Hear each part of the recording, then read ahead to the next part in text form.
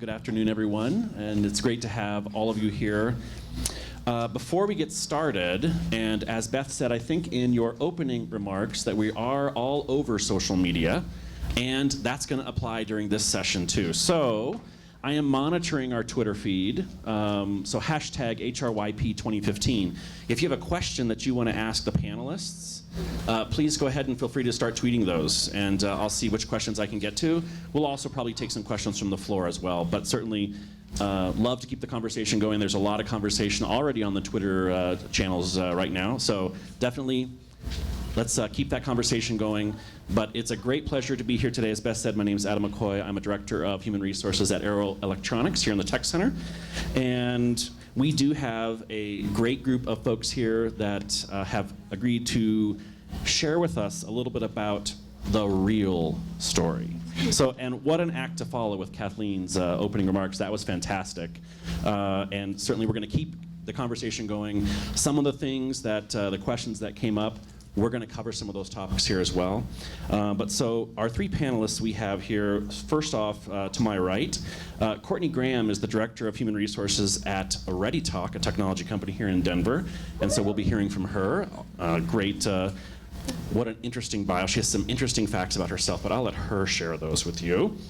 And we have Cammie Redpath here that was mentioned also in the last session. She is the Chief HR Officer at Black Creek Group, Dividend Capital, and DCT Industrial Trust. Try getting that out 2 times fast. But certainly wonderful to have Cammie here.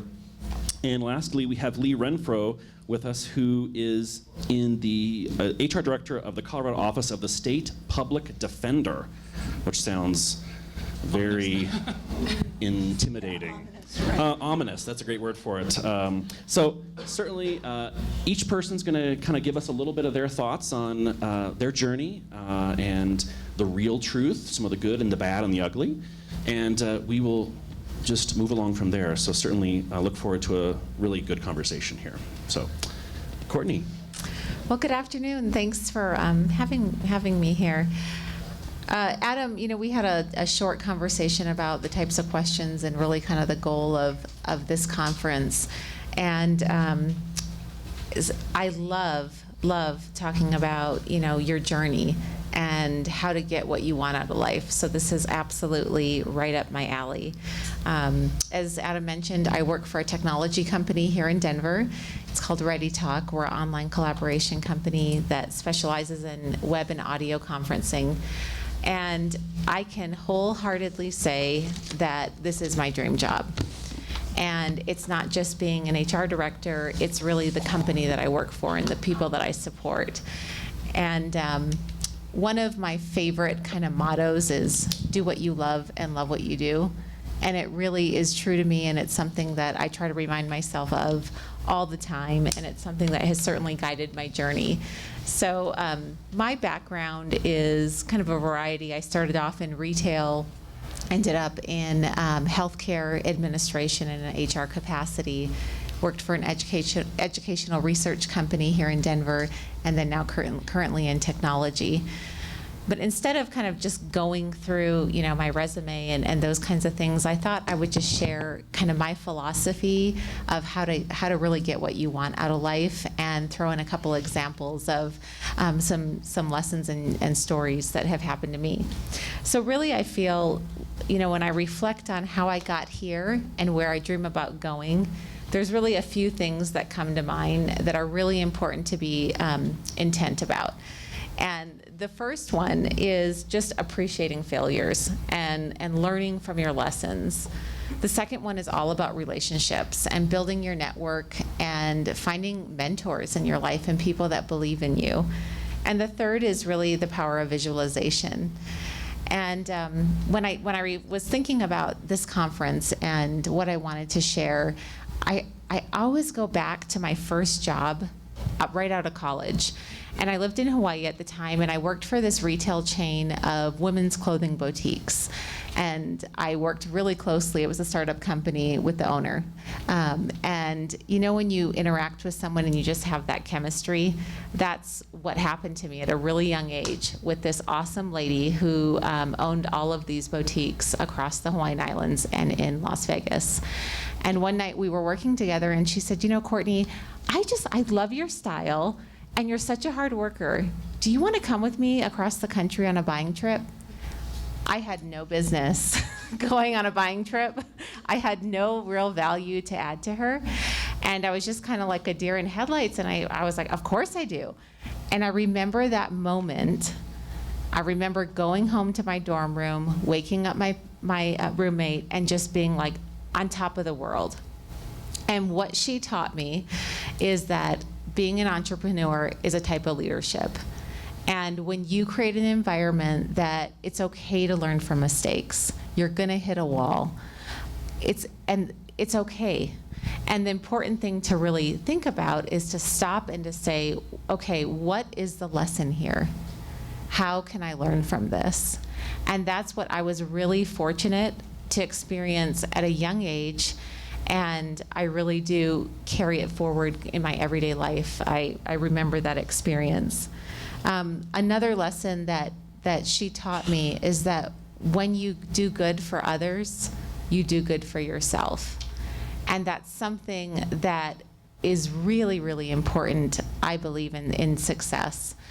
And when you are in a situation, instead of worrying about getting credit or standing in front of a big group and giving this awesome presentation and wanting people to know that you did the work for it, when you relieve yourself of that and think about what you can do collectively and empower others, that's when you really, really see success. So that was one lesson around learning from failures. The other one is building your network. When I moved to Colorado, I had no network, zero. And especially when I worked, when I got hired at ReadyTalk about 4 years ago, they had no HR department. And there was nobody higher than me. I reported to the CEO. And it was a new environment for me, going from higher education and retail to technology, a startup culture. It was very, very, very different. And so I knew that I needed to put a group of people in place that not only believed in me, but that were smarter than me and I could learn from.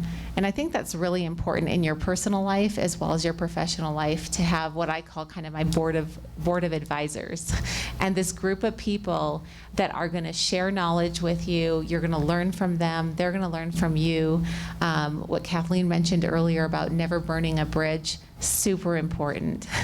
And people wanna share. They're all over, they're all around you. They don't have a label on their head that says mentor. But if you look for them, they will shine and stand out, and those people will become lifelong friends of yours. And then the third thing is just the power of visualization and intent. And outside of my HR career, I'm incredibly passionate about living a life of purpose. And someone asked me once, well, what do you mean about how do you know if you're living a purposeful life? And I really believe that that's only a question that you can answer. At different peaks and valleys in our life, we have different callings. And so it's really a matter of understanding what those callings are and being really clear about what you want. And I'm a big fan of kind of vision boards and creating, visualizing what you want as a final outcome. And I do that both personally and professionally. And it's not like you just make a list or you make a vision board and then you kick back and eat a sandwich.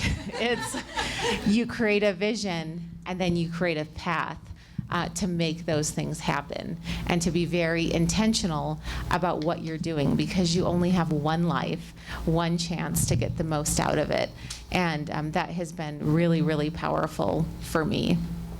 And so I guess just in closing, if whatever your field is, it's probably HR because you're here, whatever your journey is, I think if you really operate out of the paradigm of focusing on intent and service. And I say service because I think when you give to others and you think of your job as sharing your talents and giving forward, that's when it really becomes a gift.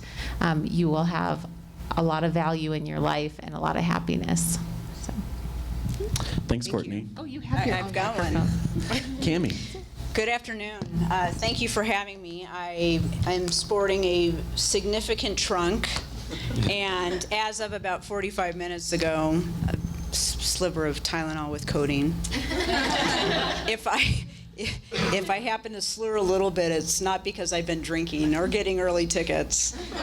Nonetheless, so Cammie, Redpath, thank you for having me. I'm the CHRO of Black Creek Capital and Dividend Capital, which is a culmination of small real estate companies.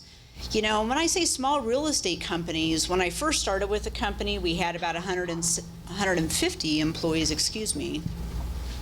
I was the sole HR member, and over the years, despite being faced with a significant recession and coming out of that, today we're about 500 strong, very proud of it, and we've got 15 offices across the U.S., several of which are down in Mexico City. And I'll tell you, the Mexico City experience for me, despite it being a 20% portion of my job, has been a remarkable experience. So if there's anything that I can share with you guys is take advantage of getting out of the domestic box or the Colorado box. And if your employer is generous enough to present you guys with an opportunity to break away from that, it will be an experience that you will never, ever forget. So show some great hunger. Within the group, there's 7 of us today, which ranges from kind of an HR assistant to several managers and directors. It's a group that I've had to handpick. I was hungover for about 3 weeks when Kathleen decided to take a little bit of time off and have her health be a priority. That was a really tough loss. And you know, it's so interesting because when you are in a position where you get the chance to hire talent, the best thing that you can do, and Kathleen referenced this, is surround yourselves with smart people. Someone that you can learn from. I've got, Kathleen's successor, so to speak, was someone that was 10 years older than I am, that had about 7 years more of HR experience. And you have got to check the fear of, could this person take my job? You have to do right by the business and do right by yourself, that instead say, is this a person that I can learn from? Because you're only as good as your team, and so the more that you can surround yourselves with the best possible talent, it will serve you so well. And be critical of hiring your peers, critical of those that you'll hire below you. If you're a manager, give your subordinates a chance to potentially interview their new manager. Get buy-in and consensus. I can assure you it will serve you well. So despite having probably 20 years plus of experience in the human resource field, I'll tell you, the honest story is it's fascinating to me how many more speed bumps you have than what one would ever expect. And just when you think you're in the right rhythm, or you've mastered your role, or you've got it figured out, somebody's going to throw you a curveball. The firm, a client, a candidate, a natural disaster type circumstance, and it will paralyze you. And that's okay. You know, I've had at least a dozen of my own moments like that over the course of my career. And it's, while albeit sounds very cliche, guys, it's not how you fall, it's how you get up.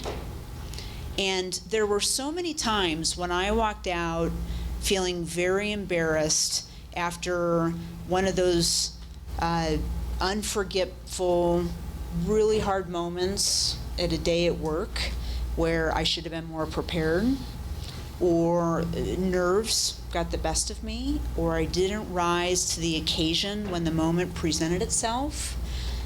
And, you know, the very next morning, you gotta crawl out of bed, You can't hide. You can't get on the internet and just go looking for another job. And you can't call in sick.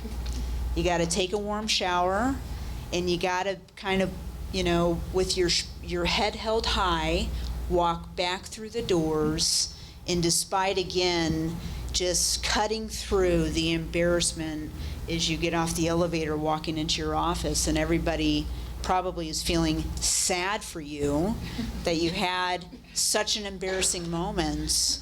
That adversity and overcoming that adversity is the best thing that you can do for yourselves. And again, I believe it's not how you got dirty, it's how you dust yourself off. So check the clichéness of that, because that is some of the best world mentoring advice that I've ever received. So I will highlight that. I did kind of jot down some other tips that have served me very well over the course of my career, in addition to, again, surrounding yourself with very smart people. Don't run, don't hide, as I just mentioned. And, in those moments, don't soak for more than a day. Don't be hung over emotionally and physically by that experience. Know, again, that people are not going to remember something that happened in the past if you were able to overcome it. If you run from it, that's going to be the only remembrance that they have. And if you're a hungry, motivated person, you're going to be a hell of a lot harder on yourself. You're not going to recall or store in your memory bank, the day-to-day good moments. You're going to store in your memory bank and relive time and time again those really, really tough moments. So take those to heart and certainly learn from them. This may end up being a question, but I'll tell you, I think anybody that's had the chance to be in the HR arena for a number of years benefited in some way by seeking out a mentor. Mine happened to be a gentleman who was about 10 years older than I was. I specifically sought out a guy because or I should say a male, because I wanted to just see the world from a different angle. I knew that he would have a different perspective. He would help me work with my head and not with my heart, albeit to not dismiss. Your heart in HR is going to serve you well. You're human, and that's why you're in this role. And the reason I selected this particular mentor was I had the chance to observe him in my business for some time, and he was somebody that I aspired to be. He was a family man.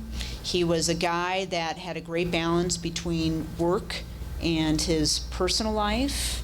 He had a seat at the table. He was looked to as an advisor, and I witnessed a couple of mistakes. I recall like it was yesterday, a presentation that he did, and he did not prepare as well as he should have. And it was a huge moment of embarrassment for him in front of the executive team and a couple of independent board of director members. And because I was in the shadowing phase of this mentorship, it was crippling to see him have to ask if he could kind of exit the room and pick another time to have a second shot. And it was such a humbling moment to experience that, and it made me, that personalized moment made me think, because he responded so well, that was the guy that I was going to seek out and see if he could help me. And I'll tell you, with these mentors, you've got to have it be a trusted advisor. You got to invite very candid feedback. You have to make sure that it's someone that you trust, and they're going to tell you some really tough things, right? And so I am gay. One of my agendas at my company was to get same-sex benefits. And it was like this personal agenda that I had. And I spent some time talking about, I'm Cammie, I'm gay, and by the way, we need to do the right thing. And instead of doing the right thing for the workforce or the right things for families that had some unique circumstances, it was a life-changing moment for me to think through how I should have done things differently. But as life goes on, and as you sign up with new organizations, I got the chance to get it right. And that's what people remember me for. Not that moment of getting it wrong, the moments of getting it right. So just some very moving periods throughout my career that I'm grateful for. I don't want to sit up here, we were talking about this, and say, gosh, it's been great. I started as, a receptionist and became an office manager and a generalist and an HR manager and a director and a VP and now the CHRO, and that's how it works. Far from the truth. There is a lot of speed bumps along the way, and when you're faced with those, go right over them, guys. Don't go around them and take the long route. Like, face the adversity, fight the fight, and you will be very proud of yourselves as you get through that. So that's my story. Thanks, Cammie. Lee. Well, hi, everyone. Thanks for letting me share some information with you this afternoon. As was mentioned, I am the HR director with the Colorado Office of the Public Defender. It's actually a new position that the office created. They've actually grown quite a bit. We're an organization that has close to 800 employees, 488 being criminal trial attorneys, so it's a little bit of a different dynamic. As I said, it's a new position. I actually inherited the 3 people that are reporting to me, so they actually did have HR staff before. I am probably the one new entity in the organization, kind of doing what I do. So a lot of what I'm looking at now is really trying to I can bring my knowledge into play and help evolve the organization and its culture. I think when I think about my career and sort of some of the comments other folks have made, one of the things I think of is like a saying on a t-shirt that I really like, which says, "Not all who wander are lost." And in lots of respects, that's what my career has been. I definitely had an intent of working in HR from the time I was in college. I grew up in British Columbia, Canada, and about half the province was unionized. So at times, people would go on strike, there would be sympathy strikes, and the province would shut down. And I just realized how you work with your employees and how you deal with them has a huge impact on your organizations. And so I said, gosh, I want to do something that deals with that. Decided I want to get an MBA, and so went off to Eastern Washington University first to actually get some management experience working as a residence hall director, then went to the University of Washington and got my MBA.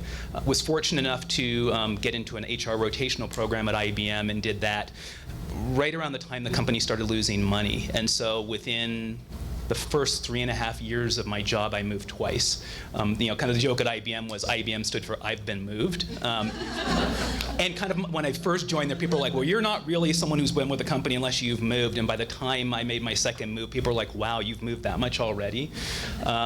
It was a good experience because it built a very good foundation for human resources. I got 8 of the 9 courses or the 9 classes I needed for my CCP certification.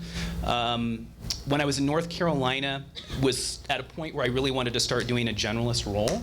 And so began looking externally, obviously was looking internally as well too, and was faced with a choice of either going to New York and supporting the HR organization with IBM, or I got a job here. I didn't know anyone here, but this was actually a better job financially. I didn't have a strong desire to live in New York, and so I accepted a job here with US West Media Group. Moved to Colorado, more or less sight unseen, no friends, no family here, and went into a job where I thought this is going to be great. It actually didn't work out so well. It was a challenging position, culturally very, very different organizations. IBM was very paternalistic. The unit I was with when it came here was a very entrepreneurial unit. And so I spent most of my time working. I was not doing any volunteer work. I really wasn't doing a whole lot in the outside world. I'm an introvert, so I mean, it's very easy for me to kind of sit at home, which is what I did a lot just to kind of get through the challenges at work. Ultimately, the job got changed. I had an option to stay in. I took the option to leave. And at that point, really, it seemed like the career came off track because I wasn't even sure I wanted to stay in human resources at that point because it wasn't that great of an experience. And so at the time, there were sort of 2 things that influenced my thinking about what I wanted to do. One was a book called Repacking Your Bags, How to Lighten Your Load for the Rest of Your Life. And what that book talks about really is kind of finding those times in your life when you're really energized. One of the examples that I think of is a woman who talked about like swimming in a swamp as a kid. and kind of feeling like the tadpole swim through her toes. And I really went through like a process of saying, gosh, when was I happy? What did I like doing when my whole life was really feeling like it was essentially banging on all 8 cylinders? And that began to form some things. The other thing was Office Space, where, I mean, if you've seen the movie, the protagonist in that movie is not a slave to his organization. And I was like, that's the type of mentality I need to have with respect to my career. And so that informed it as well, too. Plus the fact that, I mean, by the time when I moved to Denver, it was my 8th city in 11 years. That comes at a cost as well, too. I didn't have a network. I wasn't going to meetings like this, had not been part of a professional organization in the other cities where I lived, and I was like, I need to do that. I also need to make friends, which was important, too, and I loved hiking. I mean, I grew up in British Columbia, and so the mountains here, in some respects, reminded me of home, and I said, I don't really want to leave this. And so went through a process of looking for, another job that was going to keep me here. Unfortunately, I didn't have a ton of generalist experience, which is what I wanted to do, and actually got an opportunity to work at the University of Colorado at Denver in an HR generalist role. And so I thought, that'll be good. It's a university environment, great. The day before I started my job, I woke up in a panic because I thought, oh, heck. And that's actually not what I thought, but I'm about to leave the corporate world and go into public sector.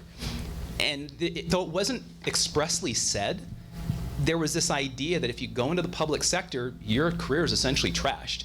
You're not going to be able to go back to private industry. In spite of that, of course, I needed a paycheck and needed to pay my mortgage, and so I accepted the job. It turned out to be a very good experience because I got experience that I needed with respect to employee relations, did some training and development, got great feedback from the clients I supported who were very supportive. I mean, I was down on the Auraria campus. It's a great place to work just because it's a college campus. It's very exciting. The one negative about the job was I took a pretty big hit pay-wise, but I'm definitely not someone who believes you can always have to go straight up, and so it was definitely worth going backwards, but I did keep myself in the market and ultimately did get a different job with Pacific Care Health Systems. And it's funny because when I went there, when I was interviewing, my boss, who ultimately was my boss, mentioned that I guess they had someone who was in the role before me, and that individual had left like after a month, which of course there were like warning flags in my head, who leaves a job after a month, and there must be a problem with these folks. But he immediately said, when I asked about that, he goes, well, I've got the guy's number, you can call him, he'd be happy to talk with you. And so I did, found out, great organization, which was reinforced by the fact that my new boss was willing to have me have that type of a conversation.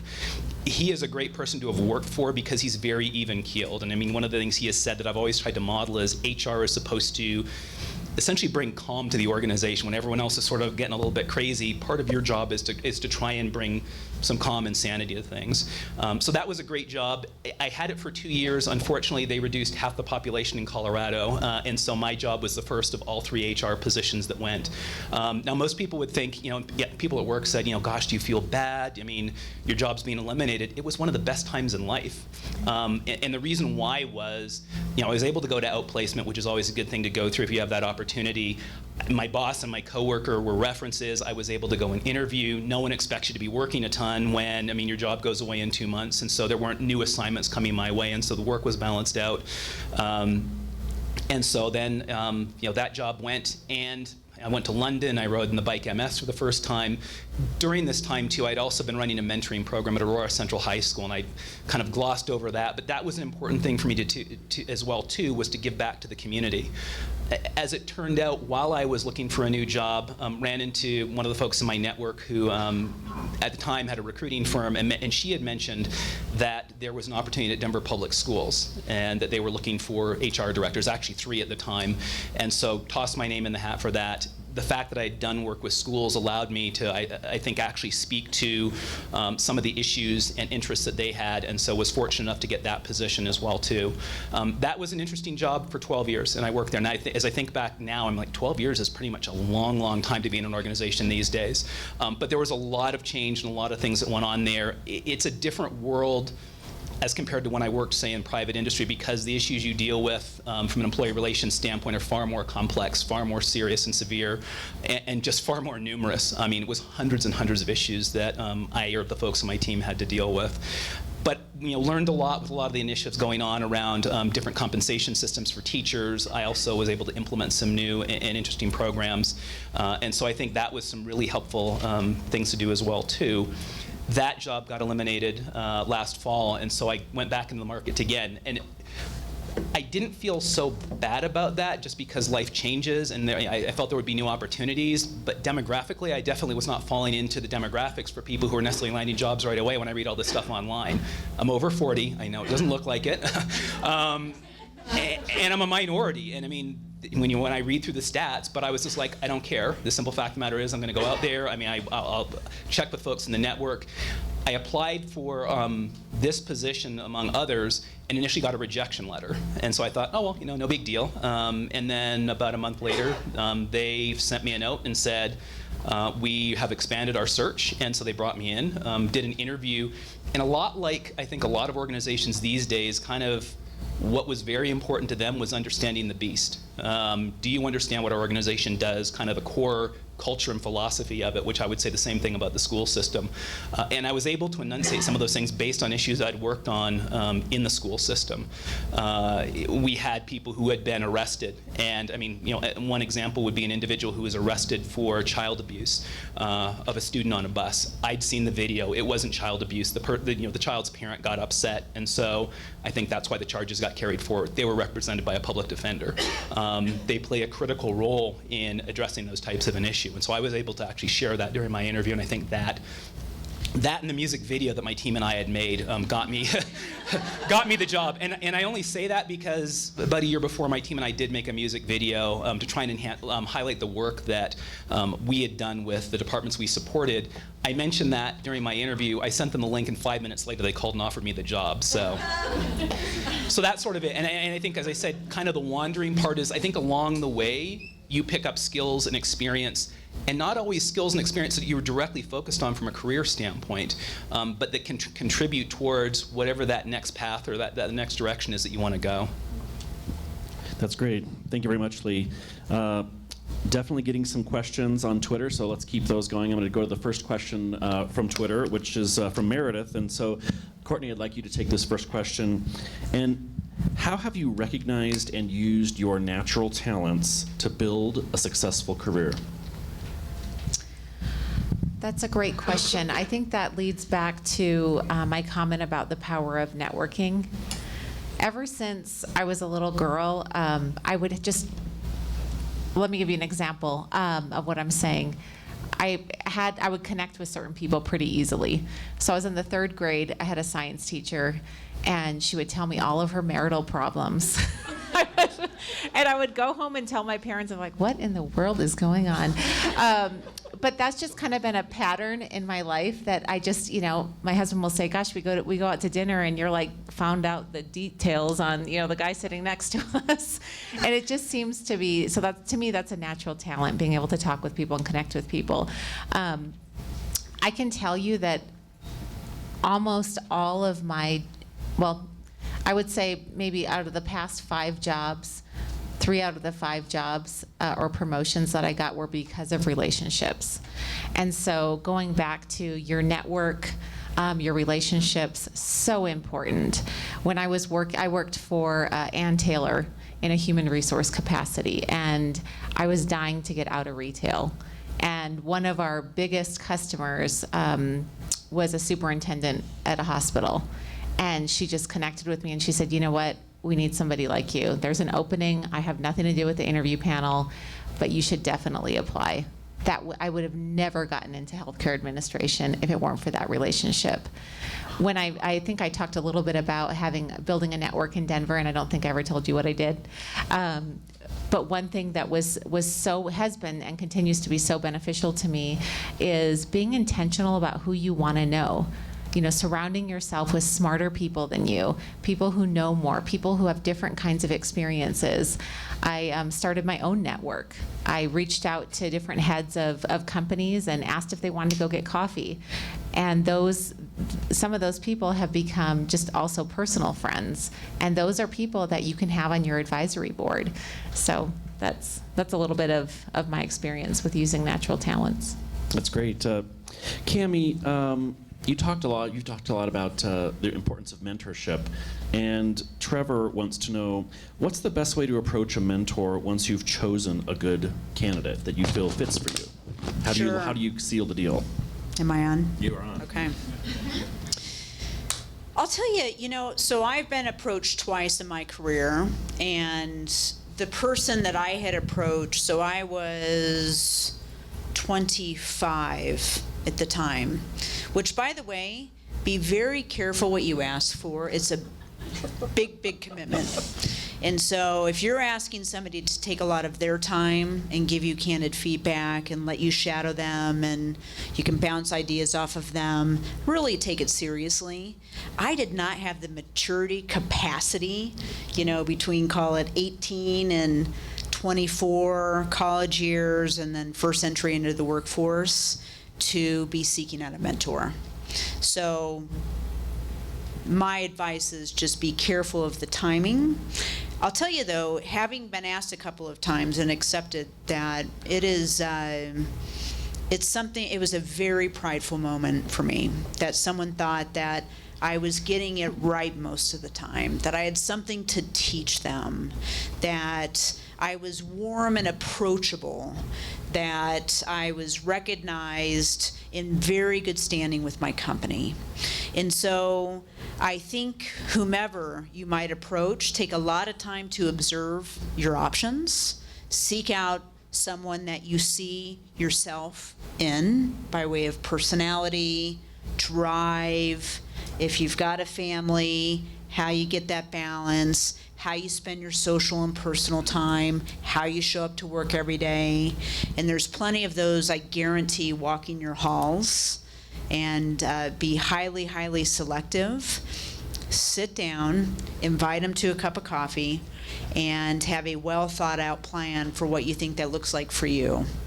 And you got to conclude that discussion, guys, with what's in it for them, and promise some commitment to ensure that you give back. The commitment that I had to make to my mentor was to give back via volunteering in the HR community. And I have spent 16 years with CHRA, now known as Mile High SHRM. I spent 5 years on the board of directors. That too has been very rewarding, but it's been fun to send him little notes along the way to say, hey, here's what I'm doing. I'm head of the PDGs, and now I'm vice president, and oh my gosh, I'm president of Mile High SHRM. And he was, in the end, very simple to say, thank you for living up to your end of the bargain. That's great. Lee, you've talked about when you moved to Denver, you had no friends, you had no network. I know, it seems like a collective awe is in order. I have friends now. Okay. I'm open to having more, but I do have friends. I'll be your friend. Thank you. So tell us a little bit about how planful you went about building and cultivating your network. The one here? The one here. I have to think back, because I actually don't remember when some of the first seeds and how those got planted. It was after that transition from the first job here, I met a couple of folks who are very well connected in the area, and they were able to kind of steer me in a direction here and there for opportunities. I do think, sort of piggybacking off a comment that Cammie made, you don't always know kind of how and what you'll need from a mentor. And so when I think about mentoring, one of the people that comes to mind is actually a friend that I met when I moved to IBM in Austin, Texas, who went on to become a director at Coca-Cola. And so she's someone who I call all the time, who is kind of like a board of directors, but she's my friend. I mean, half the time we don't talk about stuff that's really relevant for work, but that's relevant too, because I do think a part of what at least I look for kind of in order to be able to kind of be supported in my career is frankly folks who can emotionally help keep you on track, and you can vent to, or who you can laugh with, and that's what this person can do, as well as also offer professional feedback.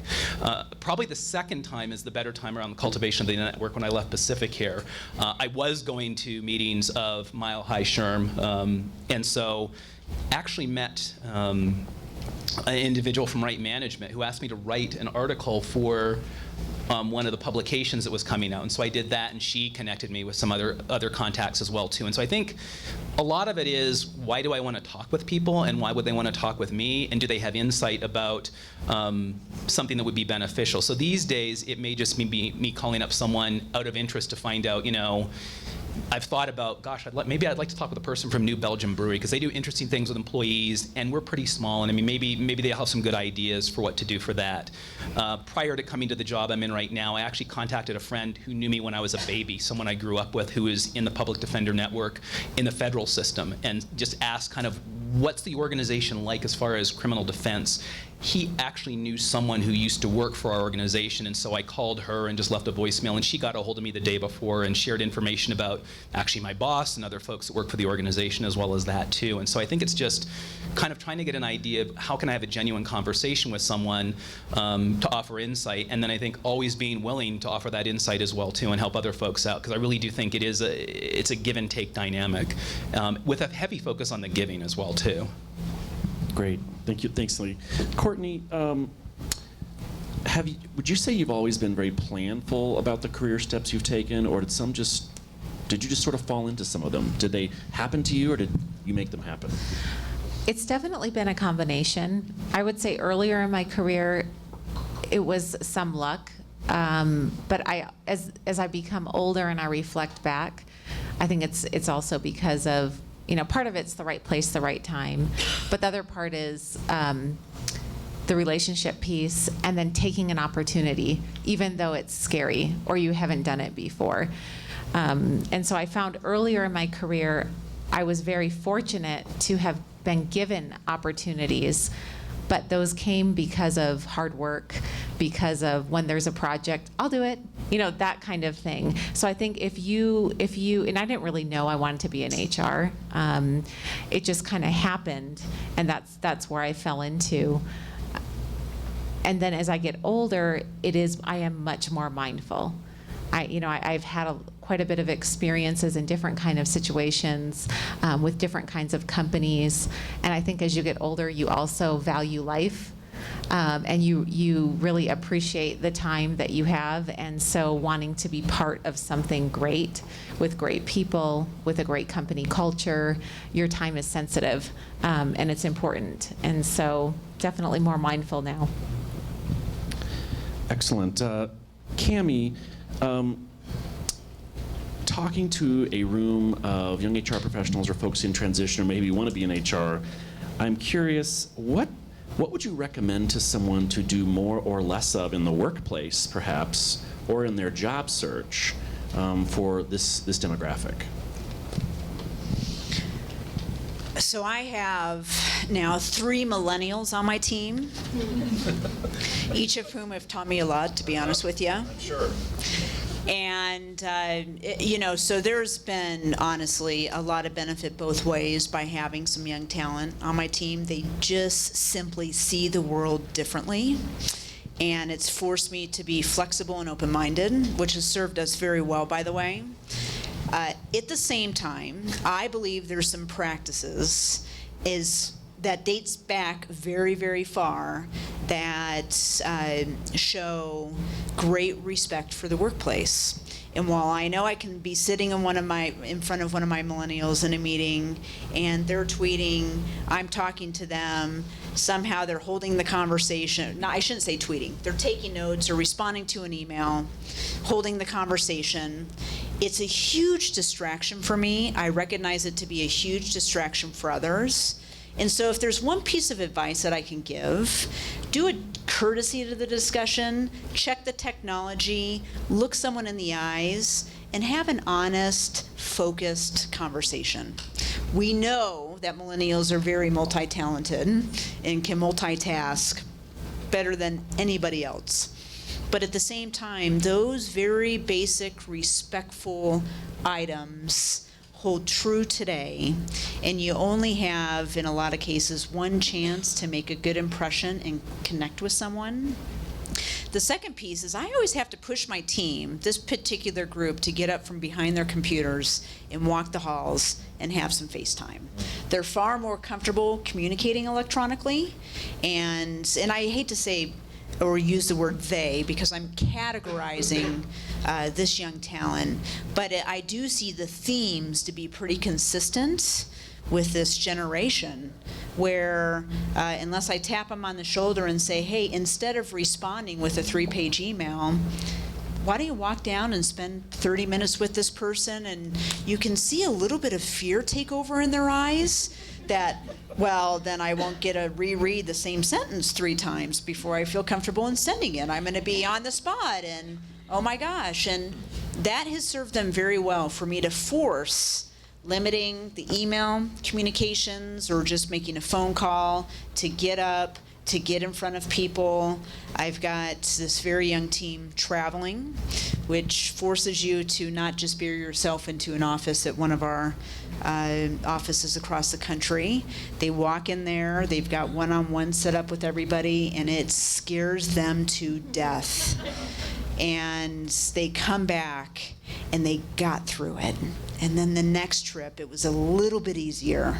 And it is something that's benefited them. It's benefited us. You know, we're in the business of providing human resources. And so you got to have the FaceTime. I think the last part of the question was in the job hunt. So if you want to stand out from a sea of resumes, you will first lean back on your network. And it's never too early to start your network. And keep in mind, your network is within the walls of those that you work with every day. It's your alumni. It's the healthcare brokers that you work with. It's getting to know the recruiters in the community. And it's taking seriously every one of those conversations so that you leave a great impression, so that when there's a moment of needing to call in a favor, somebody's going to be happy to do it for you. And I don't, with the exception of one job that I've had, it's not because my credentials on my resume somehow got me to the top of the stack. It was because I made a couple of phone calls that knew, you know, a senior member or a manager level within the company that had some influence to say, hey, did you hear of that person, I think Cammie or Tammy, Redpath? And would you mind just pulling up their resume and taking a good look at it? You know, this is a person that obviously has been endorsed, and that's what it took. And so all the coffee dates, I had to buy a couple beers in my time with some folks, and it was worth every second. Your network rises to the top when it comes to your job search. It's not a music video, while very impressive.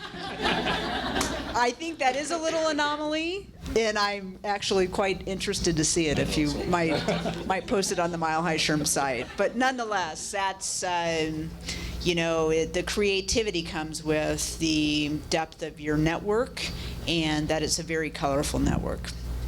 Great. And so we've got about 10 minutes left, and I know that not everyone is probably on Twitter. So I want to make sure that I have a moment to take any questions that might be on the floor before I go back to some of the questions that I'm getting. So any questions out on the floor that you'd like to ask? Now would be a great time. Yeah.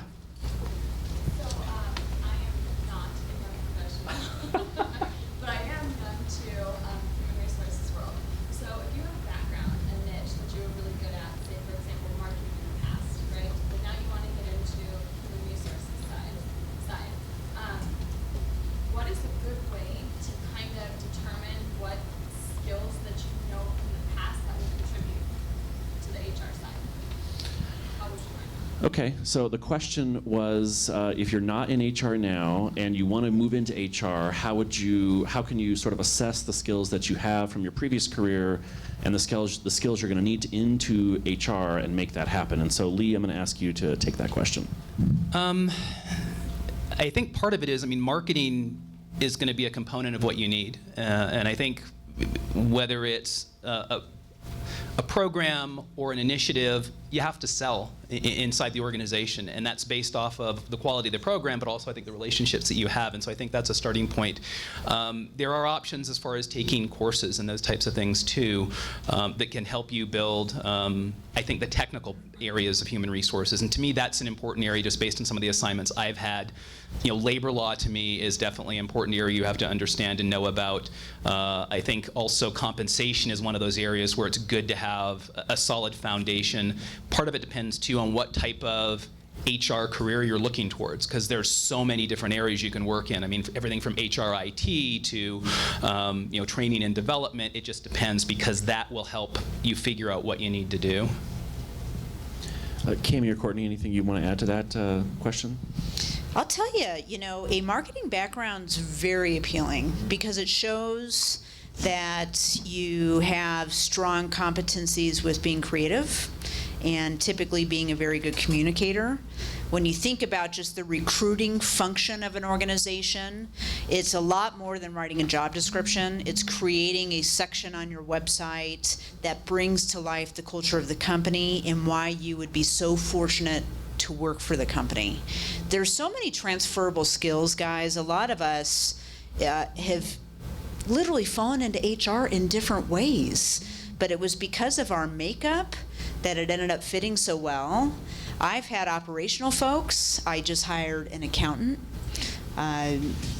Literally started on Monday, and she took an interest in HR. She's a young talent, and I'm going to leverage those the financial acumen that she's bringing. I need somebody that can run models for compensation, run numbers for benefits. Almost every functional area, training and development, employee relations, the recruiting and onboarding process, corporate communications, performance management. You would be surprised that any type of background you have is going to fit one of those buckets. So don't be afraid to chase the HR field, because you will not be disappointed. Couldn't agree more with that. No. Yeah, right here. So I work in the recruiting field, and I'm just wondering, how do you find firms that you want to work with, and what do you like and not like about working? So the question was, you work in a recruiting firm, and your question is, how do you find firms that you want to work for? Right, and what do you like or not like about them? And what do you like or not like about recruiting firms? Who wants to take that? I can take that one. Okay, Courtney. So we've been really fortunate to have just awesome full-time recruiters, and we haven't had to utilize a lot of temp agencies or external resources. As you know, with recruiting, there's ebbs and flows. You know, sometimes there's all of a sudden we've got to hire tons of people. So we have used third-party assistants, and I think one thing that's really, really important is making sure that they understand your corporate culture and what you look for, because somebody can look really great on paper, but they just aren't gonna blend with this corporate culture, and it's not a be like me kind of thing. It's more about getting the right fit with the right values and someone that's going to really thrive in that kind of environment. So we found that if you meet with them, they come to your office, they really see what it's like to work there, and they can articulate that to the candidates so that it's a good fit on both ends. I think that communication is really important. Other questions out there? I have one. Yes. Can you talk about the overlap with training and development and, say, instructional design, and how that fits into HR? Usually I'm working in the IT department, but interviews I've had have been with the HR sphere. So I just would like to know more about that, because I'm kind of getting out of IT. And I'm interested in material development. So the question was the connections between talent development and instructional design, and how to perhaps move from a more IT-focused experience to more of an HR focus around training and development. Who likes that? Cammie? Sure. You know, I'll tell you, I have found, particularly with some of the online avenues for training initiatives, they tend to fall within larger organizations that have, as part of their strategy, a very big training and development agenda. And so, you know, for smaller organizations, we tend to prefer to get in front of people and have very collaborative, customized sessions. The online instructional design, the makeup of that tends to be a little bit more, I don't want to diminish it or discredit it, but a one-size-fits-all. However, that said, they do serve very well in environments where, as an example, you need to provide workplace harassment and discrimination training to, you know, 600 employees, and they're in 30 locations across the country. When you've got a consistent message that is still customized, but is able to get in front of every single employee within the organization within a 2-week period of time, those platforms work incredibly well. And so having some technical savviness, and if you can seek some creativity to complement that, you're very well positioned to chase that arm. But again, my experience has been those types of training environments do reside in larger organizations versus a smaller boutique. And I think I will make the last question, as we're coming right up on time, and I didn't want to get the hook from Beth, because I see her sitting right there on the edge of the counter. So Lee, I'll give you the last question. And I think you kind of alluded to this a little bit in your opening remarks, but can you sort of describe a time when you sort of had an aha moment that forced you or allowed you maybe to make just a radical shift maybe in the career direction you were taking at the time? Yeah, and I think it would be when I moved to Denver. Prior to that point, I sort of had this mindset, and I've seen it referenced in something that I read where it talks about essentially like prepackaged career. If you do this, then you'll be happy and you'll get to this point. I think you really have to figure out what works for you based on your life circumstances. And that was the aha moment when I came to Denver, was saying, really, what do I want to do? And I would encourage all of you to think through that. I mean, I think it's something that I do now on an ongoing basis. You know, where am I at? What do I want to do next? What are the possible things that could happen? The reality is you can't anticipate everything that's going to happen. There are changes that go on, either personally or professionally, that, I mean, are just, it just happens, and then you got to deal with it. I know we were talking about your boot. In 2011, I ruptured my Achilles when our HR department was playing against finance. Didn't expect that, but I mean, that's one of those things where you say, okay, so what do I have to do now to get back to being able to hike and bike? I think career-wise, that's that same kind of thing that happens where if this isn't what you expect to happen, and I think, Cammie, you sort of spoke to this, then what do you need to do now to move forward? And I think it's figuring those things out, even if it's taken a couple of small steps, but then the steps get larger. And leveraging the people that are in your network and in your personal life who can help you do that. That's fantastic. I certainly hope that this discussion's been useful for you. I think it's been some really very insightful comments. I certainly want to thank Courtney Graham, Cammie Redpath, and Lee Renfrow for being here today. What an exciting opportunity, and thank you very much. And I'll give it back to Beth.